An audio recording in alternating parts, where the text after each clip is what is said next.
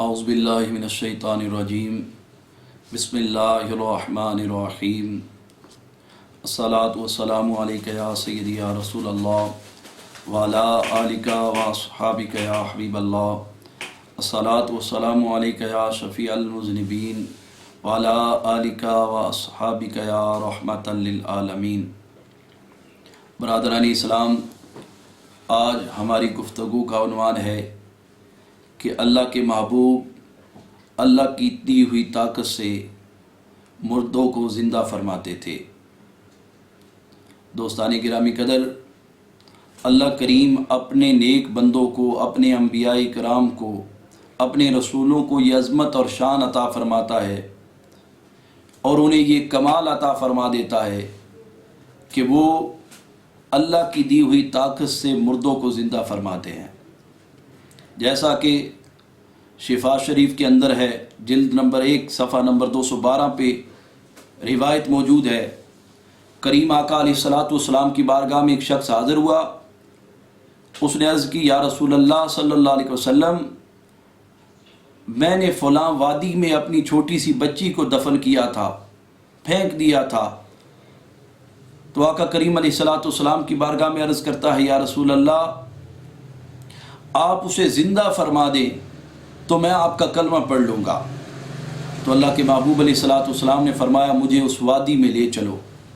وہ شخص حضور علیہ الصلاۃ والسلام کو اس وادی میں لے گیا جہاں اس نے اپنی بچی کو دفن کیا تھا۔ تو اللہ کے محبوب علیہ الصلاۃ والسلام نے وہاں پہ اس بچی کا نام لے کے پکارا اور فرمایا، اے فلاں بنت فلاں، اللہ کے حکم سے مجھے واپس جواب دو۔ تو شفا شریف میں آتا ہے، وہ بچی بولی، لبیک و سعدیک یا رسول اللہ، کہتی ہوئی اس نے جواب دیا۔ تو آقا کریم علیہ الصلاۃ والسلام نے فرمایا، بیٹی، بے شک تیرے ماں باپ مسلمان ہو چکے ہیں، اور اگر تو پسند کرے تو میں تجھ کو ان کے پاس پہنچا دوں۔ تو روایت میں آتا ہے، اس لڑکی نے کہا، قالت لا حاجت لی فیہما وجدت اللہ خیرا لی منہما۔ وہ لڑکی زندہ ہوئی، اس نے آقا کریم کو آواز دی، کہا، یا رسول اللہ، میں حاضر ہوں۔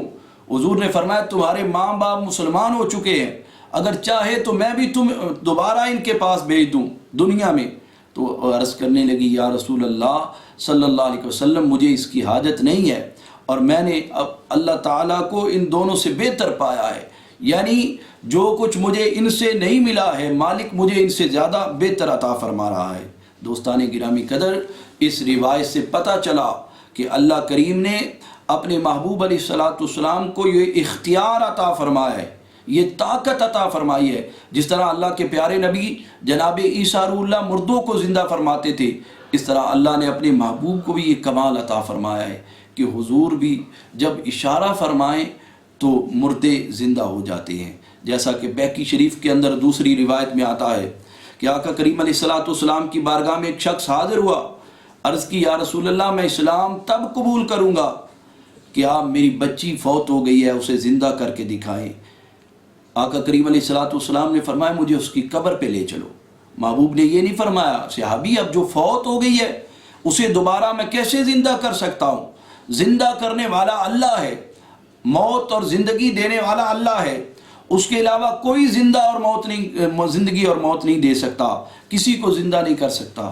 نہیں دوستان گرامی قدر، میرے آقا کریم نے فرمایا چلو مجھے اس بچی کی قبر پہ لے چلو، قبر دکھاؤ۔ اب محبوب علیہ الصلاۃ والسلام وہاں پہ پہنچے، اس شخص نے اپنی بچی کی قبر جب حضور کو دکھائی تو آقا کریم علیہ الصلاۃ والسلام نے اس کی بچی کی قبر پہ کھڑے ہو کے آواز دی اسے۔ تو لڑکی بولی، لبیک و سعدیک یا رسول اللہ، حاضر ہوں اے اللہ کے رسول، میں حاضر ہوں اور سعادت مندی کی غرض سے حاضر ہوں۔ تو آقا کریم علیہ الصلاۃ والسلام نے فرمایا، کیا تو دنیا کی طرف آنا پسند کرتی ہے؟ دوستان گرامی قدر، اس حدیث کے الفاظ سے پتہ چل رہا ہے کہ اللہ کے محبوب علیہ الصلاۃ والسلام کو اللہ نے صرف یہ اختیار نہیں دیا کہ آپ مردوں کو زندہ فرما لیتے ہیں، بلکہ آقا فرماتے، کیا تو پسند کرتی ہے کہ تو دوبارہ دنیا میں آئے؟ تو اس سے پتہ چل رہا ہے کہ اللہ کے محبوب کے پاس یہ اختیار بھی موجود ہے کہ جسے چاہیں اسے زندہ فرما بھی دے اور پھر اسے دوبارہ دنیا میں زندگی عطا فرما دے۔ سبحان اللہ۔ دوستان گرامی قدر، تو آقا کریم نے فرمایا بیٹی تو پسند کرتی ہے، تو دوبارہ دنیا میں آنا پسند کرتی ہے؟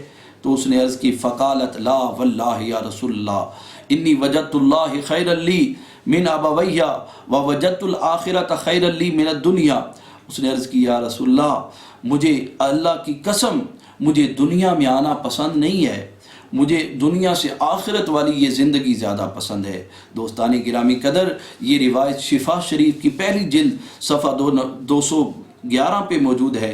ان دونوں روایت سے پتہ چلا کہ اللہ تعالیٰ نے اپنے محبوب کو اختیار دیا ہے کہ وہ اللہ کے اذن سے، اللہ کی اجازت سے جب چاہیں جس مردے کو چاہیں زندہ فرما سکتے ہیں۔ دوستان گرامی قدر، اللہ کی بارگاہ میں دعا ہے کہ وہ ہمیں انبیاء کے مقام کو سمجھنے کی توفیق عطا فرمائے۔